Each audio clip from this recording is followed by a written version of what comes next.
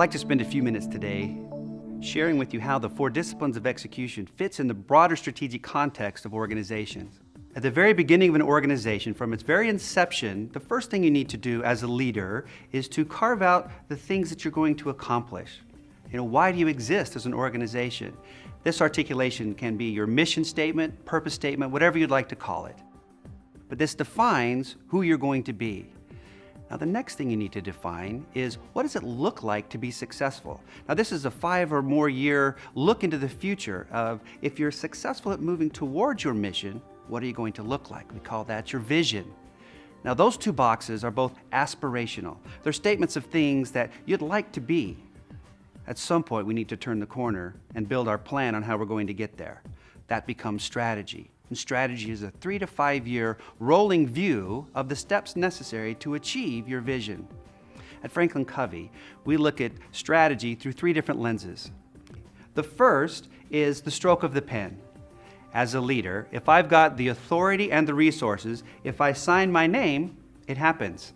You can think about acquiring a company, running an ad campaign, any capital expenditure that you put in place.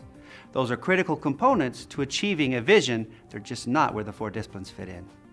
The next lens would be the lens of the whirlwind. As a leader, you need to get your arms around this because it's all the time, energy, and effort required just to maintain the organization. I've always been partial to the balanced scorecard. It does a nice job of breaking the whirlwind into 4 categories that ensures that I have a holistic look of what it's going to take to be a successful organization. The first is financial. Think top line, bottom line of your P&L. The next is operational. Think of the quality metrics, the processes that you have in place. The third would be the employee box. Think about their development, their engagement, and productivity. And the fourth is the customer box. You can think about market share. You can think about their level of satisfaction. You can think about the share of wallet as well. All of these metrics can be viewed like the oil light on your car's dashboard. Now, we're setting performance expectations, and as long as the performance expectation is being met, the oil light stays off. In business, we call this exception management. Now, the third lens that we look at is the behavior change. And this is the area where most leaders struggle. To do this, the first thing we do is we carve out a wildly important goal in the 12 to 18-month time frame. That becomes our war. We use the X to Y by when format, and then we start what we call deconstruction. Now, deconstruction answers this critical question. What are the fewest number of battles necessary to ensure that we win the war? We continue that process all the way down the organization until we hit the frontline teams. They also get a lag measure, which is X to Y by when, but now we're going to introduce that lead measure. The relationship between the lead and lag measure becomes our strategic bet.